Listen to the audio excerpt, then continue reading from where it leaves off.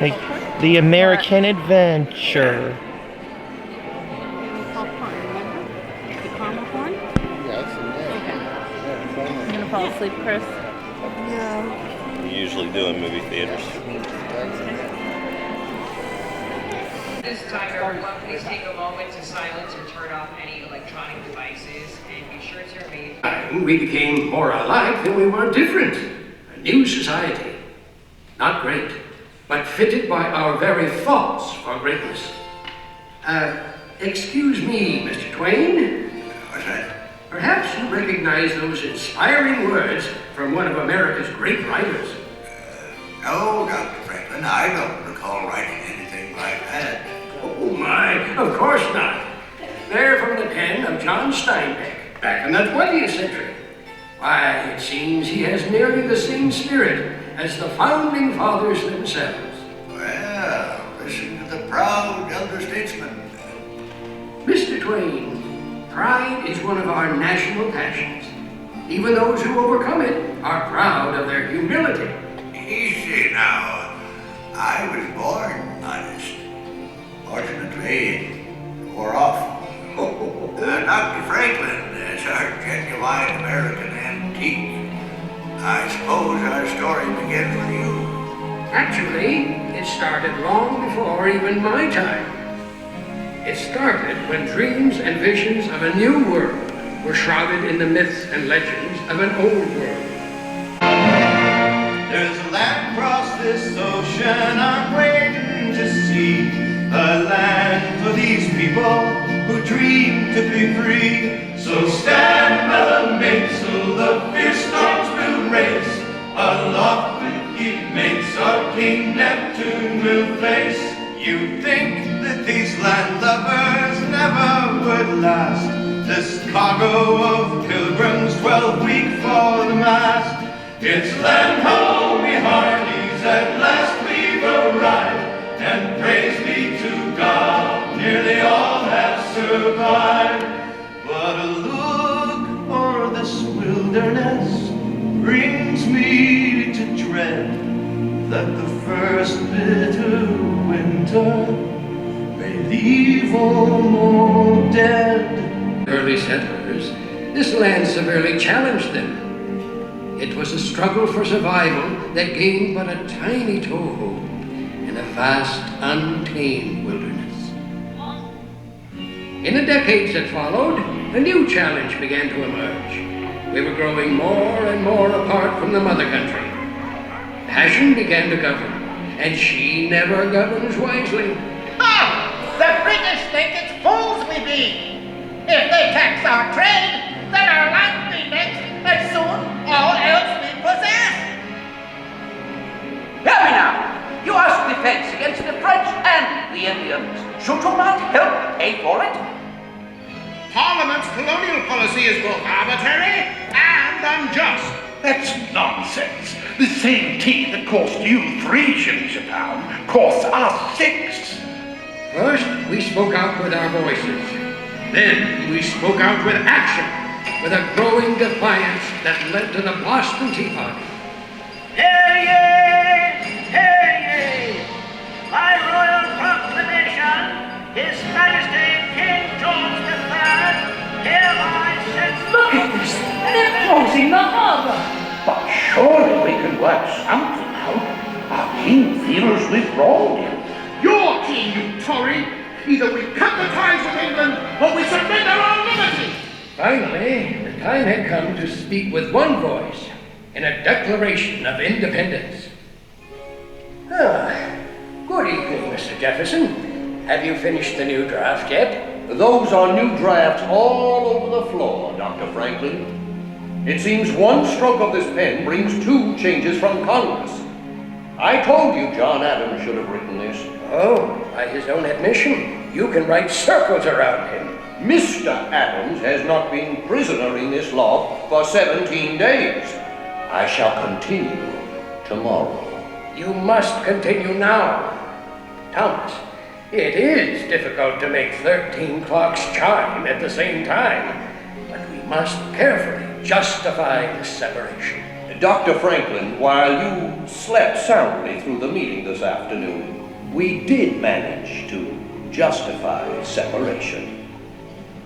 We hold these truths to be self-evident, that all men are created equal, that they are endowed by their Creator with certain inalienable rights, that among these are life, liberty, and the pursuit of happiness. And to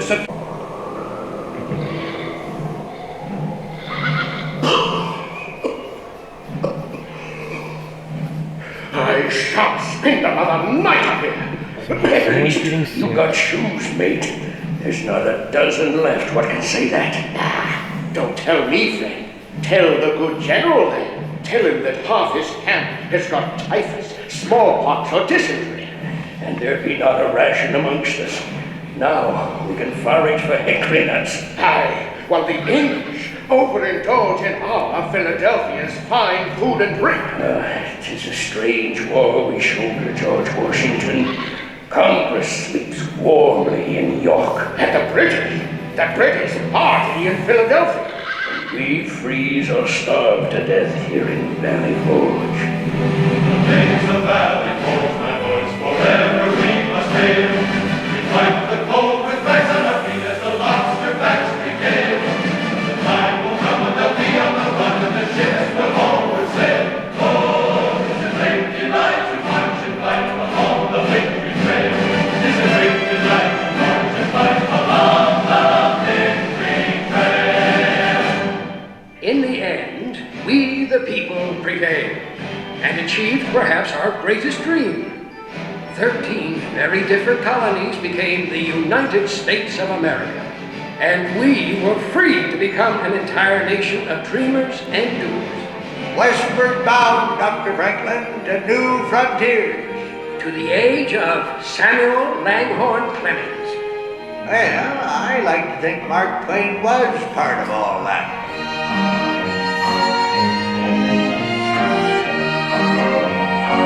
Things to learn the hard way. Seems a whole bunch of folks found out we the people didn't yet mean all the people. Folks like Frederick Douglass. Even amidst the cricket song here along Mark Twain's beloved Mississippi, I hear the noise of chains and the crack of the whip. Yet there is hope. Hope born from the words of Harriet Beecher Stowe. Uncle Tom's Cabin has given our nation a key, which can unlock the slave prison to millions. Anti-slavery is no longer a thing to be prevented. It is grown too abundant to be snuffed out like a lantern. War. Well, listen to my abolitionist brother. What? Pa, he's gonna make a real good Philly Yankee. We got a good cause, Johnny Reb. Why, both of you? You're gonna ruin Ma's birthday. No. Ain't nothing gonna ruin today. We're all together. That's what counts. Now, you go ahead, Mr. Brady. All right, everybody. Oh, real still. At last, the terrible Civil War ended. The time had come to rebuild our shattered nation. And a new wave of immigrants would help us do it. From around the world they came, these new Americans. 1,000 noble currents, wrote Herman Melville, all pouring into one. Seems there was a new dawn coming for the American adventure. Enough! Enough of your words. Let your new dawn lead to the final sunset on my people's suffering. When I think of our condition, my heart is heavy. I see men of my own race treated as outlaws or shot down like animals. I hope that all of us may be brothers with one country around us and one government for all. From where the sun now stands, I will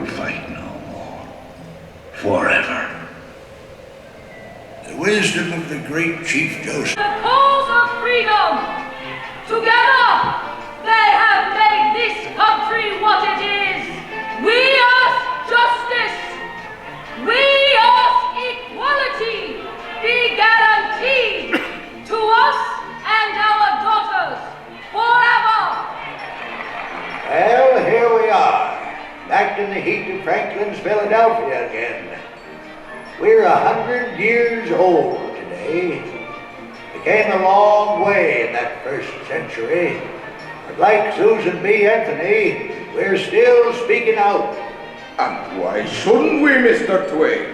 As Tom Edison says, discontent is the first necessity of progress. Edison? Afraid I don't place a name. Edison's that young phonograph inventor. Why, this great hall is filled with new inventions. There's Otis elevator, Paula's magnificent steam engines. And don't forget me telephone, the true hallmark of progress. Aha! Behold the proud Scots. That's right. Carnegie Steel built this place. Aye, and it'll soon build a new concert hall for New York. Oh, Carnegie Hall, eh? It'll never last. Donating libraries. Andy, that's grand idea.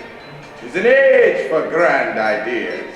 An era for innovation. A dawn for new awareness. A time to challenge the frontiers of a new century. She was changing too. We needed people like Teddy Roosevelt and an outspoken naturalist, John Muir, to get our attention. Beautiful. Bully beautiful. Those falls are magnificent. Aye, Mr. President. But it won't last if the timber thieves have their way. John, you may be right, but the country's growth is putting a tremendous demand on our resources. Any fool can destroy trees. Why, for more than 3,000 years, God has cared for our giant sequoias, saved them from drought, disease, avalanches, and floods. But He cannot save them from fools. Now, John, you know I can't ask lumbering to stop completely. All I ask is that we stop massive destruction. What will our children inherit? Seedlings? Of course not. I realize we're not building this country for a generation alone. I know we've got to expand our parks. Then start it here and now. Make this valley a part of Yosemite National Park. Well, I guess we needed those national parks. Seems the simple life of my day was slipping away. Ready or not, we were soon thrust into the hectic role of a world leader and into the war to end all wars.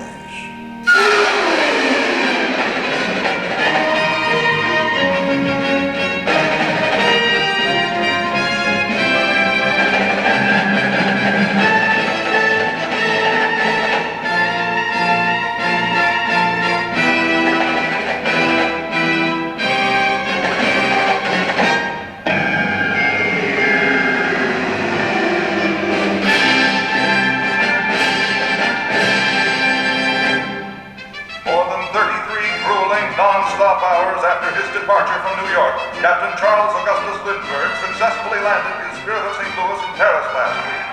Lucky Lindy's solo flight across the Atlantic has certainly placed him among the greats in a long line of American pioneers. Today, October 29, 1929, Wall Street became America's greatest ball of rubble. This stock market crash has tarnished the golden dreams of millions. Once I built a tower to the sun, brick and rivet and lime. Once I built a tower, now it's done. Brother, can you spare a dime? Spare a dime? Sure. Buy 4 of the apples, and I'll loan you back to 10 cents. Hey, Sam, I heard tell there's New York millionaires are selling apples too. You mean ex-millionaires, don't you? Hey, looks like the storm's finally letting up. Yeah, maybe the Sunday drivers will come out to hunt for gas. Ain't many folks who pay no 18 cents a gallon. Hey, listen, fellas. Old FDR's been inaugurated. This great nation will endure, as it has endured, will revive and will prosper. So first of all, let me assert my firm belief that the only thing we have to fear is fear itself. Yeah, sure hope he's right. Folks could use a little prosperity around these parts. Yes, sir. Before this depression, we sure had enjoyed special blessings. Hold it. But you I know, think that's it Will seems to Rogers. me that we was a mighty cocky nation. We begun to believe that the height of civilization was an automobile, a radio, and a bathtub. Of course, now we're a whole lot smarter. Now Congress wants to trim down the Navy so it'll fit into the bathtub too. You know, it seems to me like we're the only nation in the world that waits till we get into a war before we start getting ready for it. Yesterday, December 7th, 1941, the United States of America was suddenly and deliberately attacked by naval and air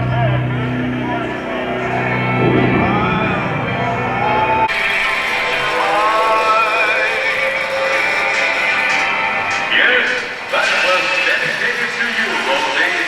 Tens of thousands of you across the face of America working tonight to keep our boys in the fight.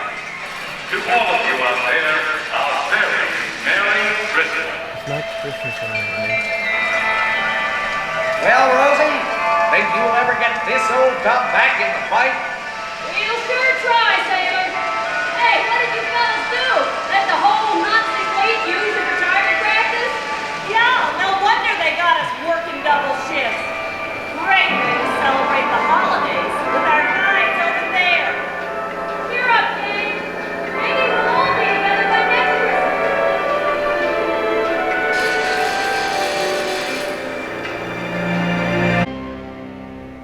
Well, Mr. Twain, what do you think of our America now? I think the founding fathers never dreamed of an America like this. Of course not. We weren't dreamers, we were visionaries. That is why our Constitution withstands the rigors of time. Easy now, Dr. Franklin. This nation's still just a youngster, don't you know? Why, some countries have been around for 50 centuries. We're barely into our third. That's true, but look what we've accomplished in that tiny span of time. My dear Doctor, earlier you found John Steinbeck so inspiring, and he also sounded this warning. We now face the danger which in the past has been the most destructive to the human: success, plenty, comfort, and ever-increasing leisure. No dynamic people has ever survived these dangers. I may have invented these bifocals I'm wearing, but I can assure you they are not rose-colored. Mr. Twain, the golden age never was the present age, but with human liberty, we can fulfill the promise and meaning of America. To everyone a chance, believed Thomas Wolfe. To all people, regardless of their birth, the right to live, to work, to be themselves, and to become whatever their visions can combine to make them. This is the promise of America. Mr. Twain, 'tis easy to see, hard to foresee, but I foresee the American adventure to continue a long, long time.